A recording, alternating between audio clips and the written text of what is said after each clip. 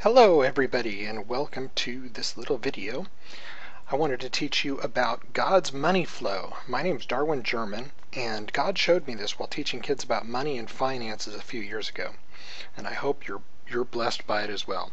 Again, this is God's money flow. God has a money flow. It's a system. He's a partner in our success and he's the greatest partner we can have. Now, just so that you know what it is, God's money flow. He's our partner. He's the one with all the assets. He's the one that has everything. We start, just like everything, with God. God owns everything. 1 Timothy 6:7. After all, we didn't bring anything into this world, and we certainly cannot carry anything with us when we die. So all things belong to God. Money, cars, homes, real estate, jewelry, everything. God owns it all. That you can get from 1 Timothy 6:7, but also in Psalms 50:9 through 19. I have no need of a bull from your stall or goats from your pens, for every animal of the forest is mine, and the cattle on 1,000 hills. I know every bird in the mountains, and the creatures of the field are mine. If I were hungry, I would not tell you, for the world is mine, and all that's in it. So that is all, everything is His. We don't own everything, so He has got to be our source. We are only a steward of what is His. We come into this partnership with Him with nothing, and all He asks us to do is follow His business plan. The question, though, is what is the business plan? First off, God gives you the power to become wealthy. Look at Deuteronomy 8:18, which says, "Always remember that it is the Lord your God who gives you power to become rich, and He does it to fulfill the covenant He made with your ancestors." That begs the next question. How does He do it? Deuteronomy 16:15 says, "The Lord your God will bless you in all your produce and in all the work of your hands, so that you surely rejoice." Also, in Proverbs 13:4, "Those who work hard will prosper and be satisfied." You need to know how. Well, the first step on that is learning. Proverbs 23:12, "Commit yourself to instruction. Attune your ears to hear words of knowledge."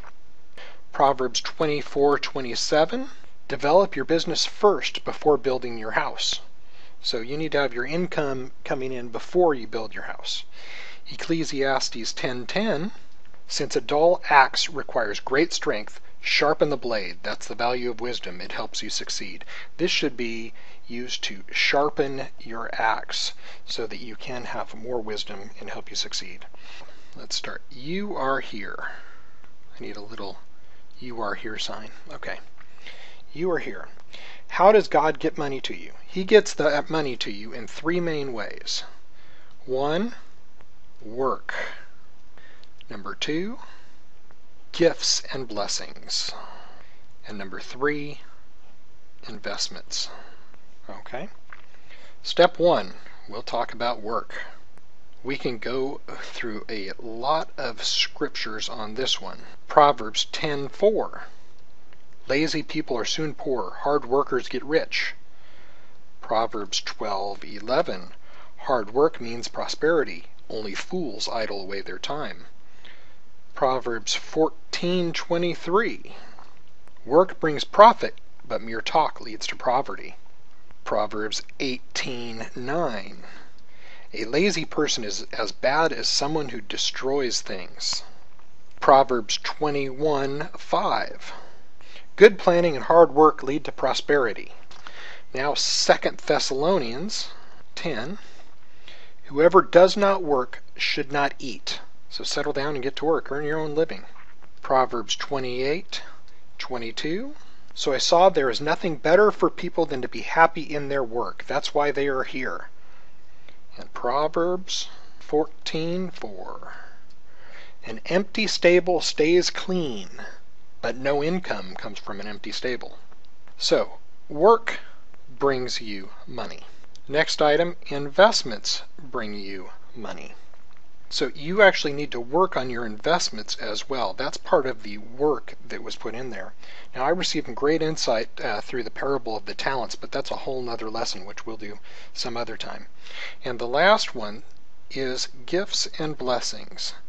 Now, you receive gifts and blessings. What is your receiving mechanism is a better question. And again, that's another story. So, money comes to you. Now, where does it go from there? What's the first place you should put it? Everybody knows this one. Every Christian knows this one. Number one, the first place, which is 10% of the income, goes to tithe.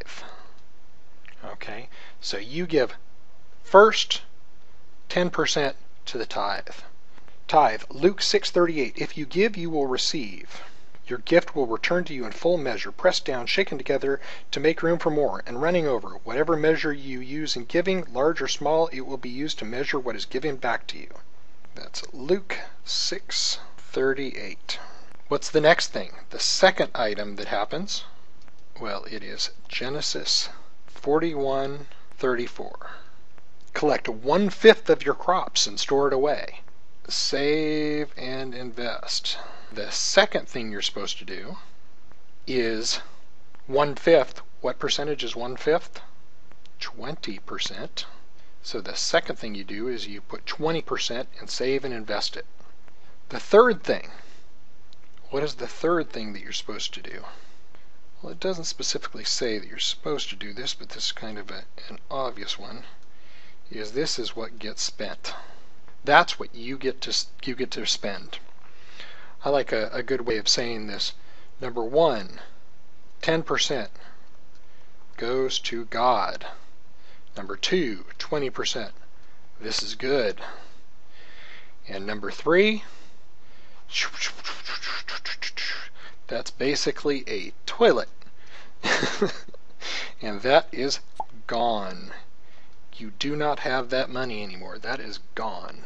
When you save and invest, it says, a good man leaves inheritance to his children's children.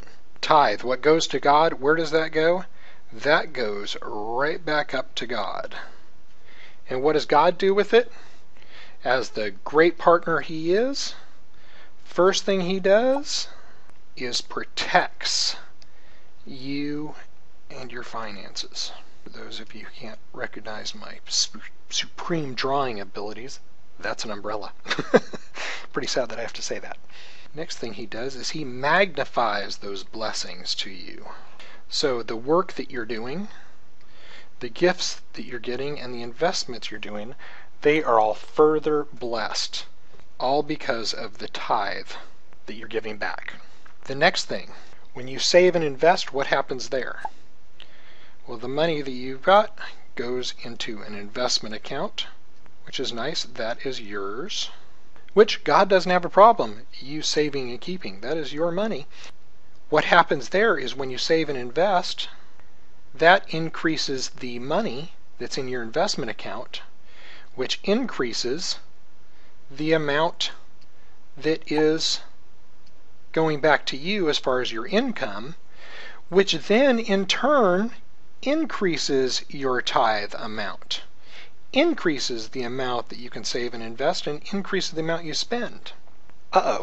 If for some reason I don't do that part, means I don't have additional income coming up here, which means I have less income coming in here, which means that I do not have that extra tithe going back to God like he instructed. So if you're not doing the investment, your tithes are not what they should be. Let's put a note on that. Matthew 25:26, in the parable of the talents. What did the master say for somebody who didn't do it? You wicked and lazy servant.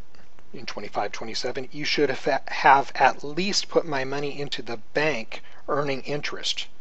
Special note, when you're investing, the least you're supposed to do is put it in the bank, because you're actually supposed to work on it, which is part of what God also instructed. Additionally, have you ever been instructed to give a large sum of money?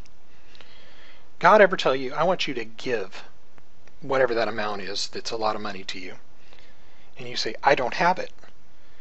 Well, I would actually argue that you don't have it because you haven't been saving and investing and putting it where you're supposed to, per Genesis 41:34. It's an important point. Now, regarding spending, so many times we put the spending first and tithe second and save and invest third, and if you ever do that, you don't have a expense problem, you've got an income problem as well, because you need to make enough so that you can afford to live, tithe, and save and invest. But tithe and save and invest are first and second per Luke 6:38 and Genesis 41:34. Well, that is God's money flow, a real basic flow of how the whole thing works. I hope you're blessed by it. I hope you follow it and put it into action. There are ways to save and invest and things that you should do, and you should learn. Proverbs 23:12, 24:27, and Ecclesiastes 10:10. Learn how to save and invest and what to do so that you can grow that investment account, increase your investment income so that you can give back to God and have the money that you need. Thank you very much. I thank you so much. My name is Darwin German, and that was God's Money Flow.